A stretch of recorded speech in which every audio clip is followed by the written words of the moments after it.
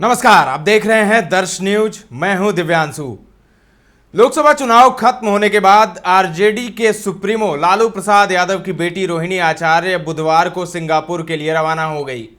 लेकिन सिंगापुर जाते जाते रोहिणी ने मुख्यमंत्री नीतीश कुमार के इंडिया गठबंधन यानी महागठबंधन में आने को लेकर बड़ा बयान दे दिया। जी हां, पत्रकारों के सवाल का जवाब देते हुए पटना एयरपोर्ट पर उन्होंने कहा कि हम तो नीतीश के बाल बच्चे हैं, उनसे आशीर्वाद मांग रहे हैं। चाचा कब आशीर्वाद देने आएंगे उनसे ही पूछिए। साथ ही चंद्रबाबू नायडू के शपथ ग्रहण में न जाने को लेकर जब रोहिणी आचार्य से पूछा गया तो उन्होंने कहा कि तबीयत खराब होगी उनकी। तो क्या कुछ कहा है रोहिणी आचार्य ने पटना एयरपोर्ट पर आज सिंगापुर जाने से पहले नीतीश कुमार को लेकर, सुनाते हैं आपको, सुनिए। कुमार को फिर से अपने पास लाइएगा क्या आप लोग अपने साथ? हम क्यों लेकर के आएंगे? वो बड़े हैं, उनसे आशीर्वाद हम लोग ले रहे हैं। अब चाचा जी आएंगे, कब आएंगे आशीर्वाद देने? अब चाचा जी से जाके पूछिए।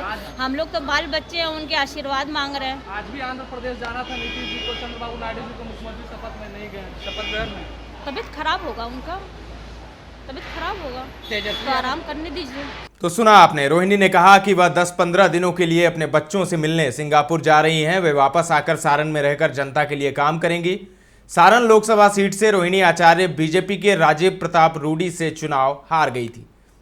सिंगापुर रवाना होने से पहले लालू की बेटी रोहिणी आचार्य ने बुधवार को पटना एयरपोर्ट पर मीडिया से बातचीत की। नरेंद्र मोदी सरकार के गठन पर उन्होंने कहा कि मंत्रिमंडल बन गया लेकिन इसमें बिहार को कुछ नहीं मिला, ठन ठन गोपाल हो गया। विपक्ष यही कहता था, अब सच्चाई सामने आ गई है। जनता को तय करना है। बीजेपी ने जनता से झूठे झूठे वादे किए थे, उनका क्या हुआ? जनता को ठन ठन गोपाल बना दिया गया। तेजस्वी यादव ने सही कहा है, बिहार को झुंझुना पकड़ा दिया गया है। पीएम मोदी सिर्फ जुमलेबाजी करते हैं।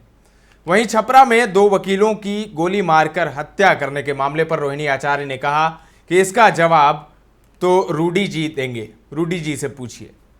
बता दें कि सारण जिले के मुफस्सिल थाना इलाके में बुधवार सुबह कोर्ट जा रहे अधिवक्ता पिता पुत्र के अपराधियों ने गोली मारकर हत्या कर दी थी। हत्याकांड के बाद वकीलों ने रोष जताते हुए कार्य का बहिष्कार कर दिया।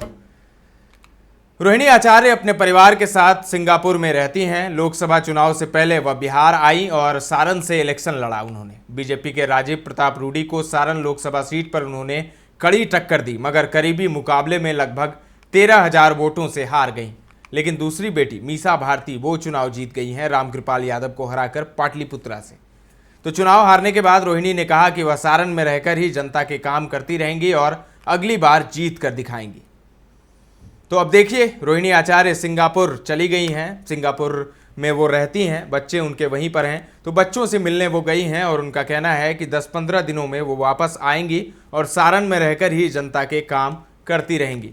तो देखिए क्या होता है। लेकिन नीतीश कुमार को लेकर चर्चा तेज है पटना में। क्या नीतीश नाराज हैं? नीतीश नाराज हैं और वो पलटी मारने वाले हैं फिर से। क्या एनडीए का दामन वो फिर से छोड़ देंगे? तमाम कयास लगाए जा रहे हैं। और आज जब चंद्रबाबू नायडू के शपथ ग्रहण समारोह में वो नहीं पहुंचे तो और भी ज़्यादा इस चर्चा को बल मिल गया है।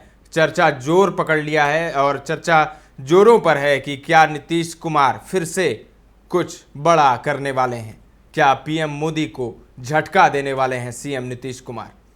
तो सब कुछ चल ही रहा है। कयासों के दौर चल रहे हैं, अटकलों का बाजार गर्म है। देखिए आने वाले दिनों में क्या क्या होता है। लेकिन चर्चा नीतीश कुमार को लेकर काफ़ी ज़्यादा हो रही है। फिलहाल के लिए इतना ही। तमाम अपडेट्स देते रहेंगे, बने रहें दर्श न्यूज़ के साथ।